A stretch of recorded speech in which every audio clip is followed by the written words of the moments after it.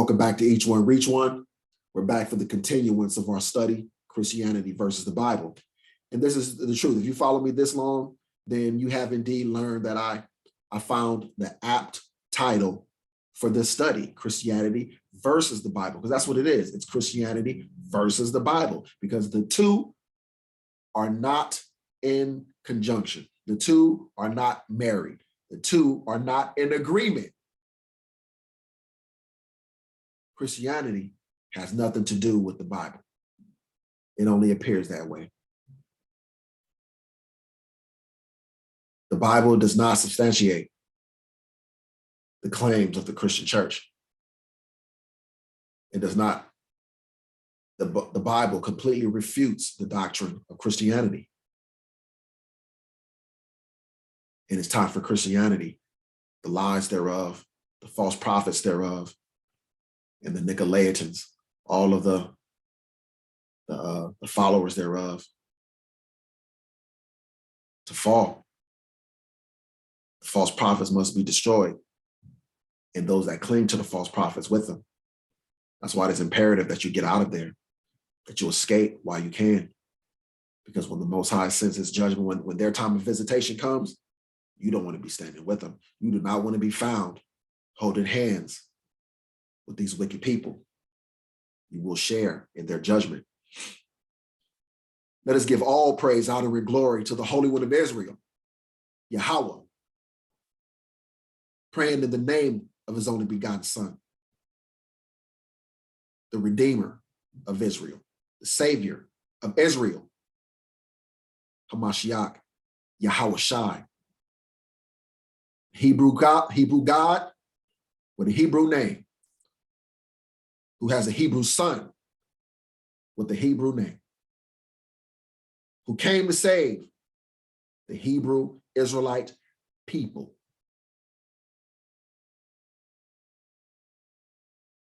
Let us get into our lesson.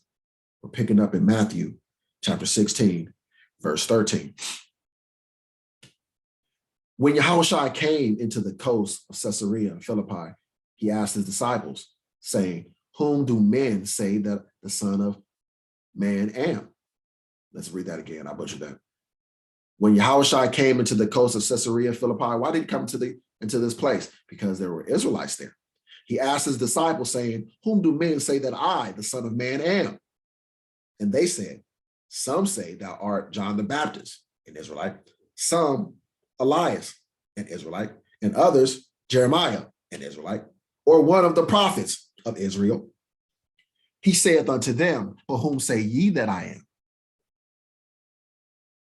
And Simon Peter answered and said, "Thou art the Hamashiach, the Son of the living power." And Yahushua answered and said unto him, "Blessed art thou, Simon Barjona, for flesh and blood hath not revealed it unto thee, but my Father which is in heaven." And he said, "Blessed art thou, Simon Barjona." Why did he say that Simon, aka Peter, was blessed? Because our Father didn't just speak to men. He didn't speak to people like this, but he spoke to Peter. Peter was blessed to have the Most High speak directly to him. And a father doesn't speak to people that way. Right? So again, Christians, how are you listening to your pastors? He only speaks to prophets of Israel. And his son was a prophet of Israel. Simon Peter was not a prophet of Israel, not in this time.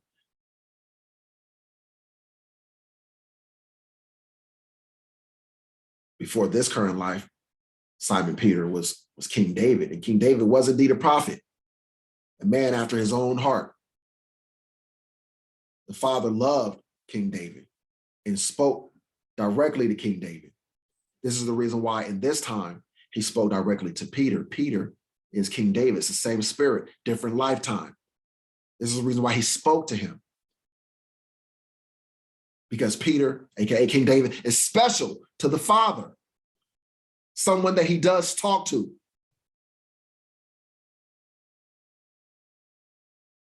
And he spoke to him. But the Father does not speak to everybody. Once again, right? And I say unto thee that thou art Peter, and upon this rock will I build my church, and the gates of hell shall not prevail against it. Now you notice how Yahushua said unto Peter that this rock will I build my church upon, that he would build his church upon Peter. And then the Old Testament, the Father said that he would build his church upon King David, right? See, they're the same. There's not a conflict. It's your understanding that's in conflict because you don't understand regeneration. The regeneration is a thing.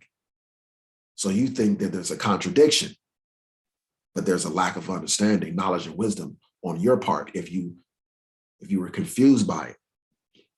Say, and I will give unto thee the keys of the kingdom of heaven. Wasn't King David told that he would receive the keys of the kingdom of heaven? Why is Peter being promised the keys of the kingdom of heaven if King David was already promised the keys of the kingdom of heaven? Because Peter and King David are one and the same. So here in this day and time, what do you have again? You have the prophets of the Bible are back in this time.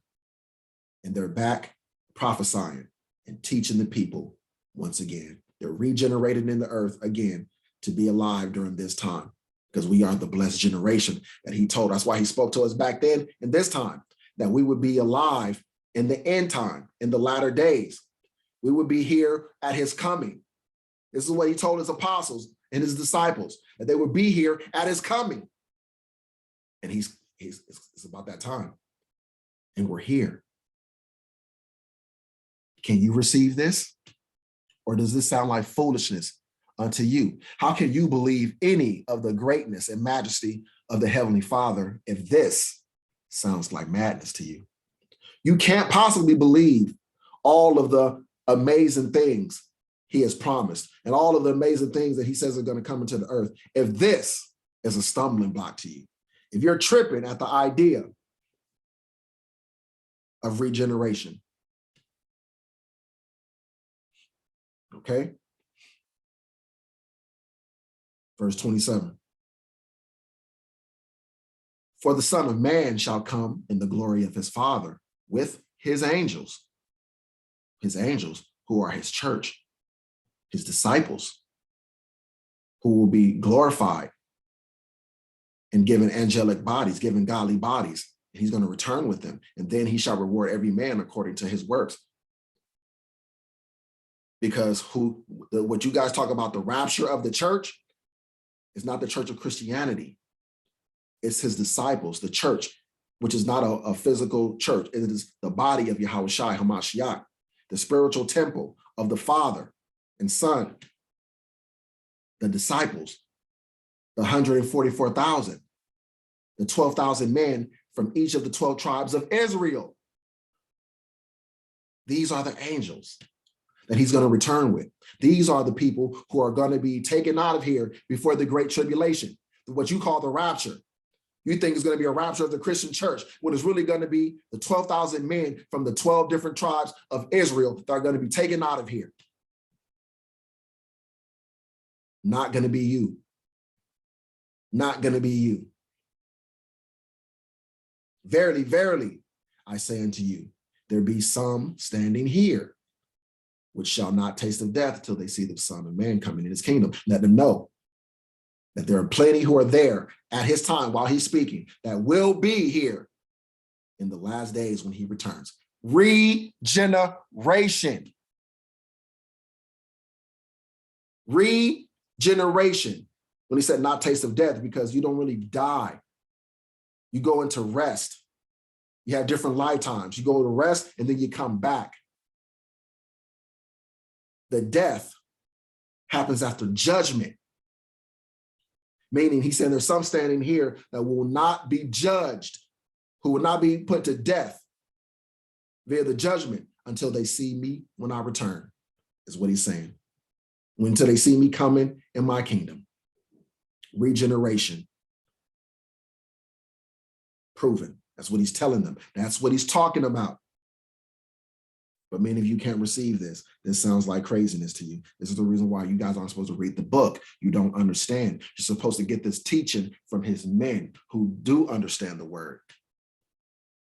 And some of you need milk and not meat. You're not ready for meat. And regeneration, that it's technically milk because you need to understand regeneration in order to understand so many other things. You need to understand regeneration as a foundational understanding, a foundational understanding in order to understand more difficult, more complicated, more complex matters of the scriptures, right? Regeneration is indeed a thing, okay? So regeneration.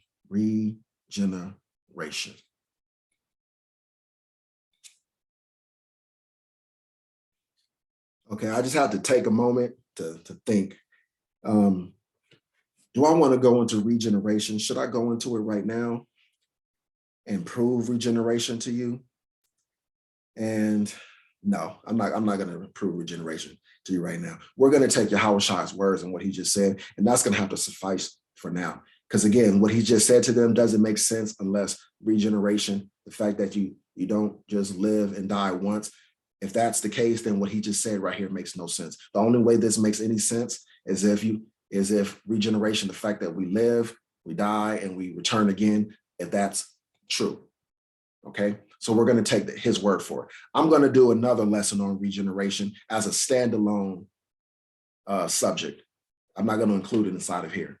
So depending on when you're watching this, if you're watching this as now, meaning, when I'm done with this, I'm going to post this, then probably not. But if you're watching this probably like a few weeks down the line, then you can refer to the subject, the video series on regeneration. Okay. But with that said, let's continue because I really don't want to lose stride because again, that's a long study in itself. And I don't really want to detour that long like that. All right. So let's stay on the topic. All right. So let's continue on. Matthew chapter 18, rank in the kingdom. Matthew chapter 18, verse 1. At the same time came the disciples unto Yahushua, saying, who is the greatest in the kingdom of heaven? And Yahushua called a little child unto him and said, and set him in the midst of them, and said, verily I say unto you, except ye be converted and become as little children, ye shall not enter into the kingdom of heaven. So he's telling his disciples that you have to be converted from your old ways, from the law of Moses, from all of your previous belief systems. You're going to have to get rid of all of your previous beliefs. You're going to have to convert from everything that you knew and held fast to before. And you're going to have to become as little children, meaning you're going to have to be a clean slate. You're going to have to be open to being re-taught. You're going to have to be open to learning things, to knowing. You're going to have to first know that you don't know everything. And then you're going to have to be open to unlearning and relearning. You're going to have to be a sponge for the truth. Otherwise, ye shall not enter into the kingdom of heaven. Same thing applies to us now in this time. Same thing applies to you Christians, to you non-Israelites. In order for you to not be destroyed and to receive a blessing, you are going to have to be converted.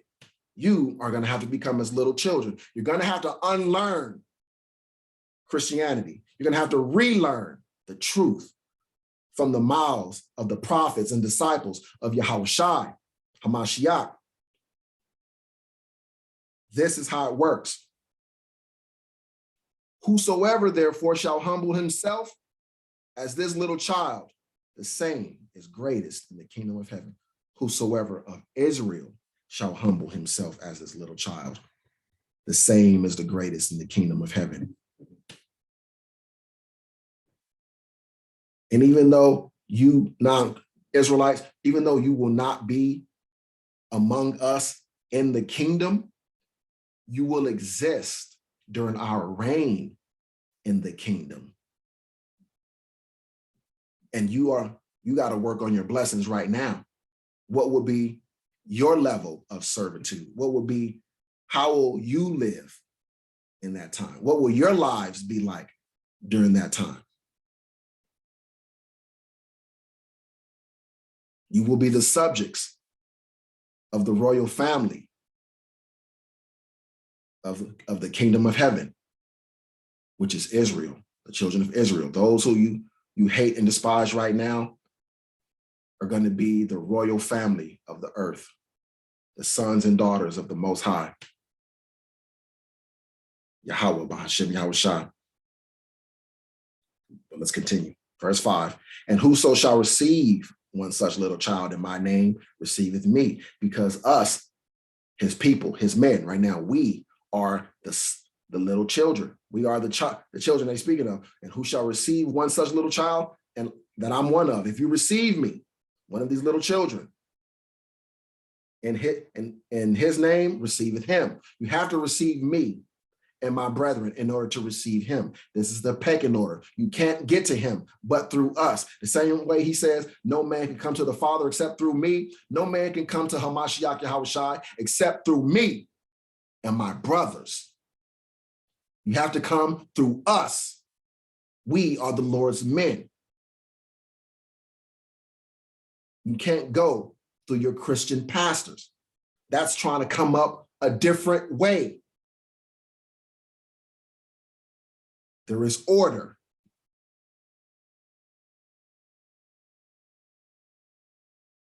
Verse 6, but whoso shall offend one of these little ones which believe in me, these are his disciples, these are his followers of Israel. Whoso shall offend one of these little ones which believe in me, it were better for him or her that a millstone were hanged about his neck or her neck, and that he or she were drowned in the depths of the sea. You don't want to offend the sons and daughters of Israel.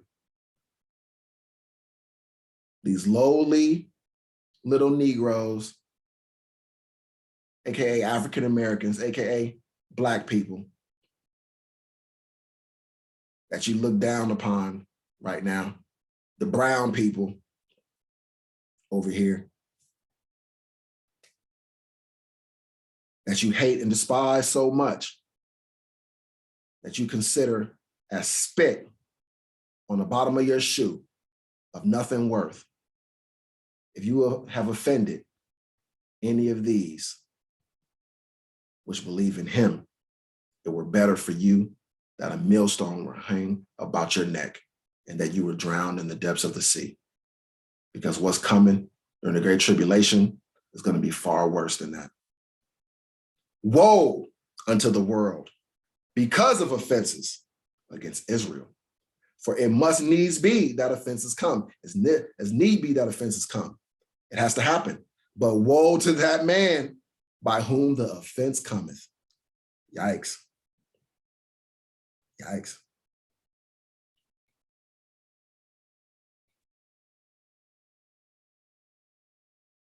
Oh, hold on. I got too excited.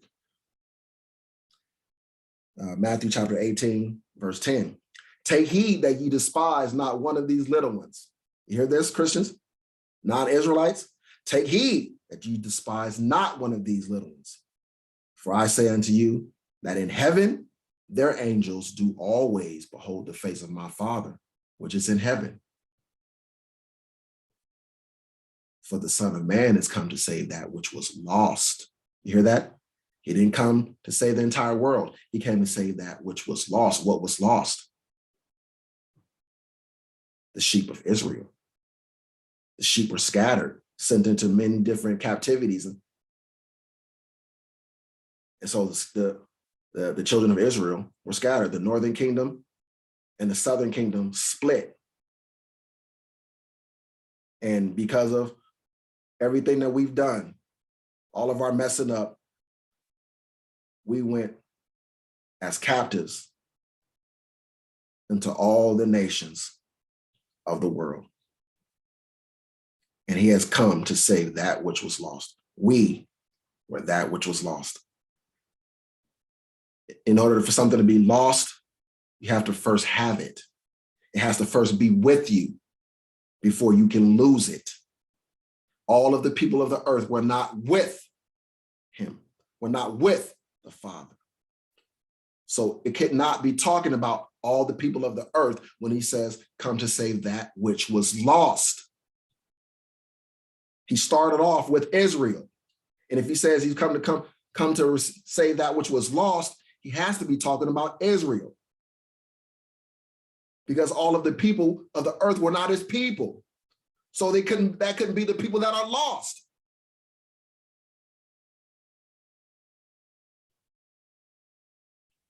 Verse 12, how think ye, if a man have 100 sheep, and one of them be gone astray, doth he not leave the 99 and goeth into the mountains, and seeketh that which is gone astray?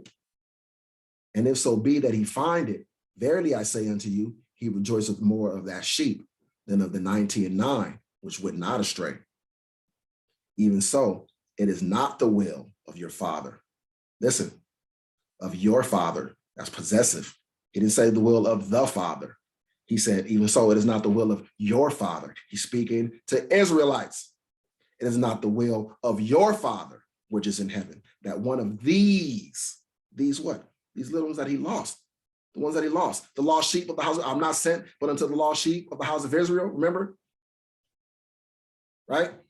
One of these lost sheep of the house of Israel that he just finished explaining in this analogy of having 100 sheep and losing one. Even so, it is not the will of your Father, which is in heaven, that one of these little ones should perish. He's talking about Israelites. It is not the will of the Father that the least of Israel should perish, the least of his flock. And in this time, that is the elect and the 1/3 remnant of Israel. Again, 2/3 of his own people will have to die, will have to perish in this time, because they do not belong to him yet in this time. They'll have to die in this time during the great tribulation, during Jacob's trouble, and then be reborn via the holy men that remain. Those spirits will come back in the kingdom through the loins of those men that belong to him, that are preserved and saved and blessed of salvation. Okay?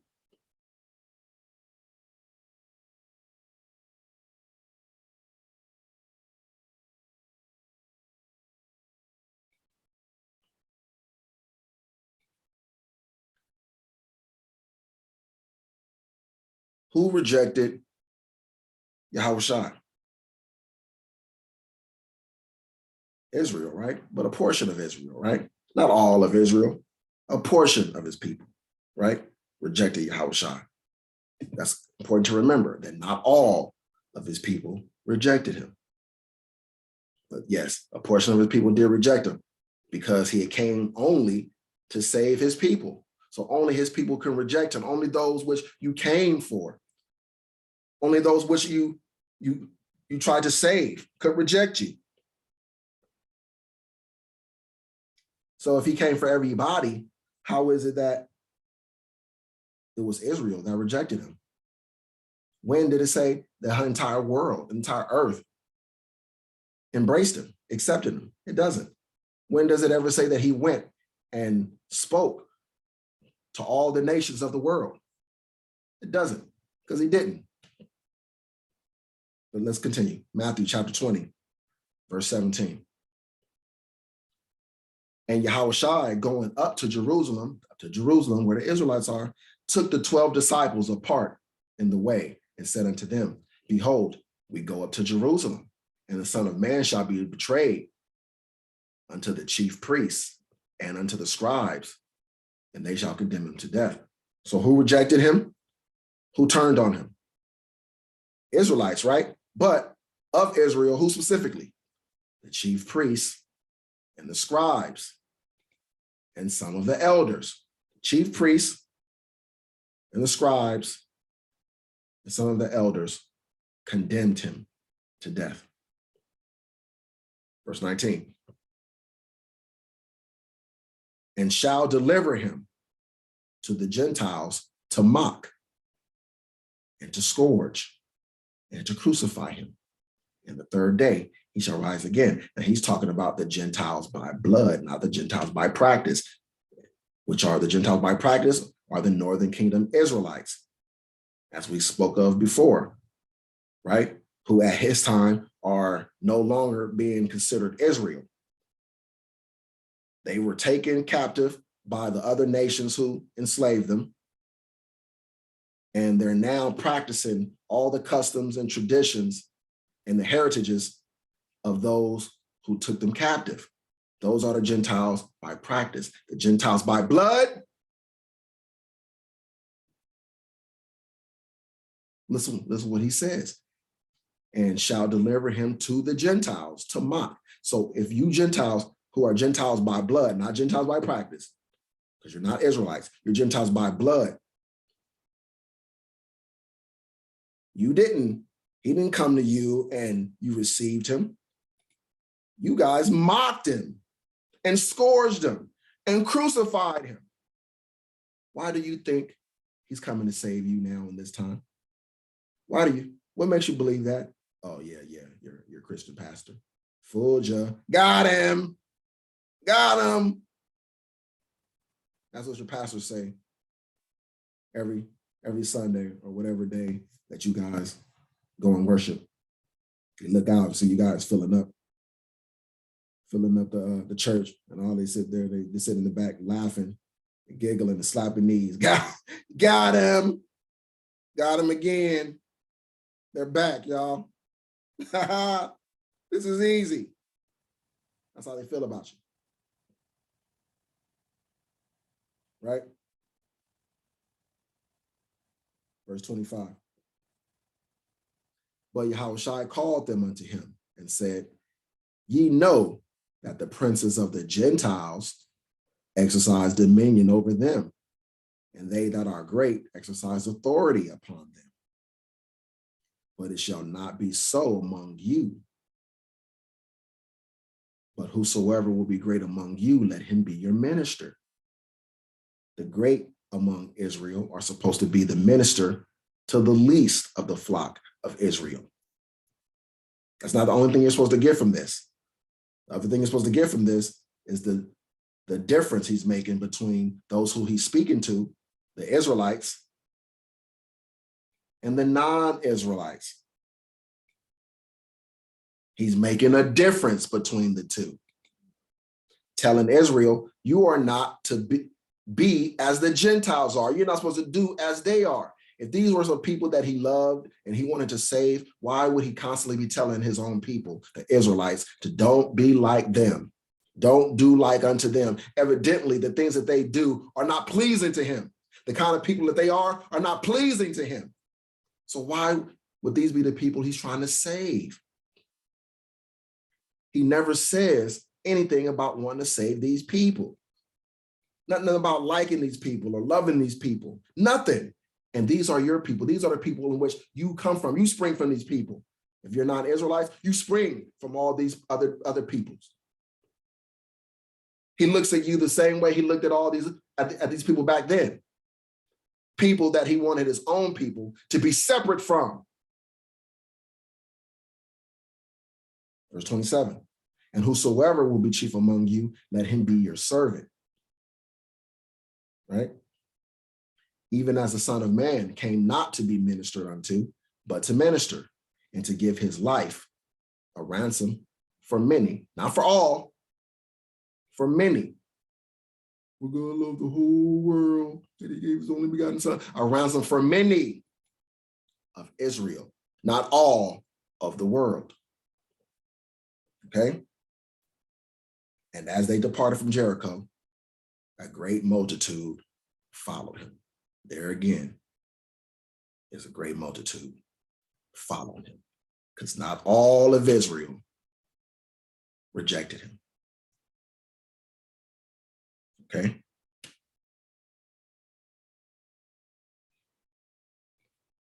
Matthew chapter 21, verse 1.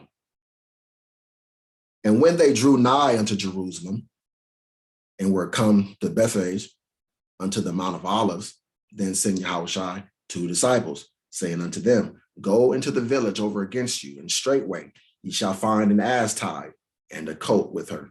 Loose them, and bring them unto me. And if any man say aught to you, ye shall say, The Lord hath need of them, and straightway he will send them. All this was done. Why was this done? That it might be fulfilled. What might be fulfilled? That which was spoken by the prophet. What prophet when? During the Old Testament. So again, another reference to the Old Testament. Why? Because the prophecies of the Old Testament, the things which must be, because the Most High said that these things will happen, and they must be. If he says that they're going to happen, they're going to happen. And at this point, they've either happened or they have yet to happen. The Old Testament is not to be thrown away. It is the foundation, not a throwaway, that it might be fulfilled, which was spoken by the prophet, saying, Tell ye the daughter of Zion, Israel, behold, thy king, which was more specifically, it's not Israel specifically, it's the southern kingdom of Judah, to be specific, the daughter of Zion. Behold, thy king cometh. Whose king? Thy king. Who's thy king? Daughter of Zion. Thy king cometh unto thee, meek, and sitting upon an ass, and a colt, the foal of an ass. Right? And the disciples went and did as Yahushua commanded them, and brought the ass and the colt, and put them on their clothes, and they set him thereon. And a very great multitude spread their garments in the way. Others cut down branches from the trees and strawed them in the way.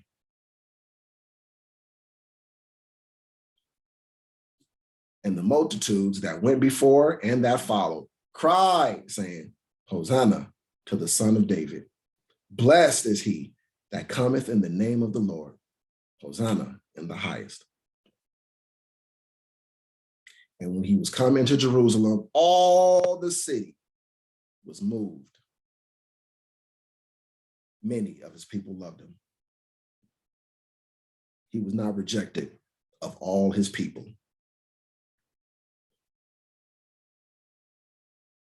That is idiocy. That is inaccurate. That is a lie. That is a Christian lie. Okay?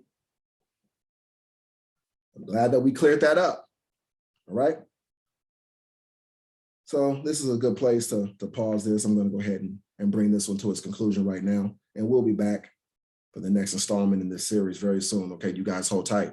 So let us give all praise, all honor, and all of the glory to where it belongs, to our Heavenly Father, the Holy One of Israel, and to his Son, Yahweh Bahashem HaMashiach Yahushai, Wahar Kakadash. Get rid of that name, Jesus. Throw it out. That's not a Hebrew name. There was no Hebrew Israelite person walking around with that name. It was not possible for anybody to be walking around with that name during that time. Not only was there no letter J in existence during that time, there was no letter J in Hebrew, there was no letter J in existence in any language. And even if you change that letter, that J to another letter, that word is still not a Hebrew Israelite word. It's not a Hebrew word. So he wouldn't have been named that. Nobody could have been named that or any derivative thereof. Okay? But again, that'll conclude this lesson. I'll see you guys on the next one. Lord willing, you guys were edified. I pray that you guys are all receiving increase. Those of you who it's in the Most High's will for you to be saved with this knowledge. I know that you will be. His will be done on earth as it is in heaven. Hold tight for the next one, you guys. Shalom.